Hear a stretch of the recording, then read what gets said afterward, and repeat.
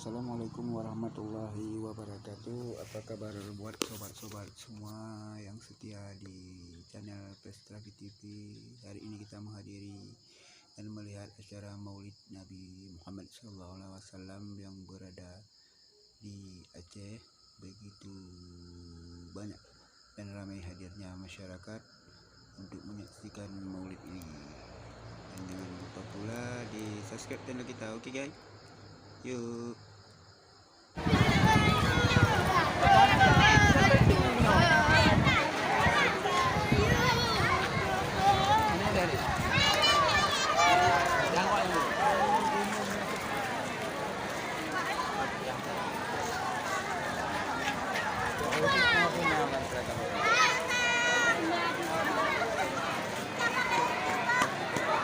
Kena YouTube dia kan? Jaga aja.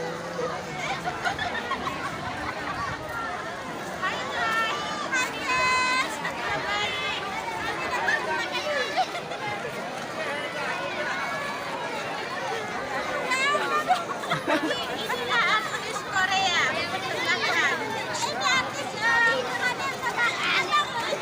Kahoi lah penggemar dari luar tu. Gaceh lah orang. Inilah artis Korea bernama Shakira Ramadhani.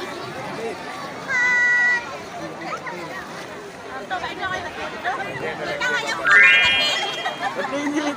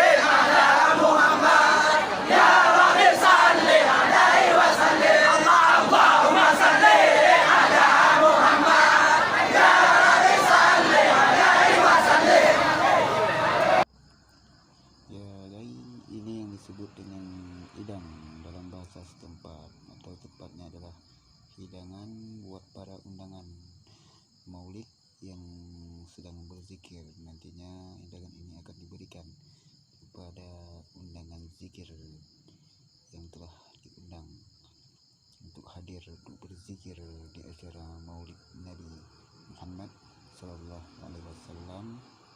Oh ya guys, untuk ini jangan lupa di subscribe channel kita ya. Terima kasih atas subscribe-nya, oke? Terima kasih.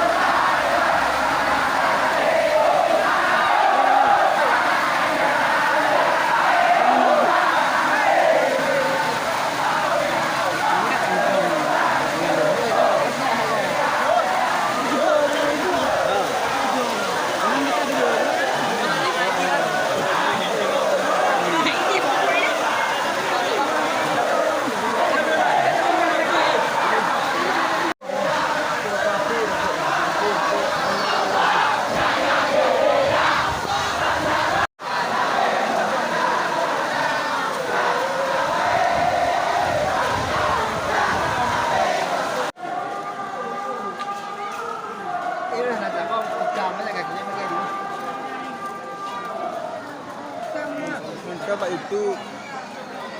Okey, mak bantu.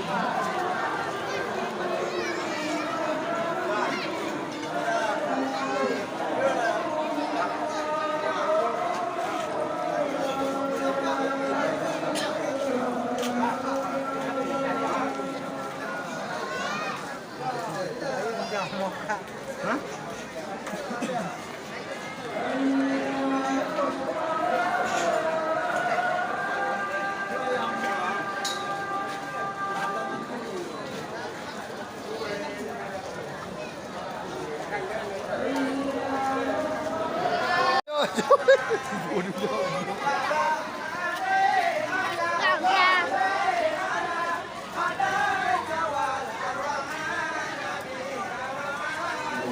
Allah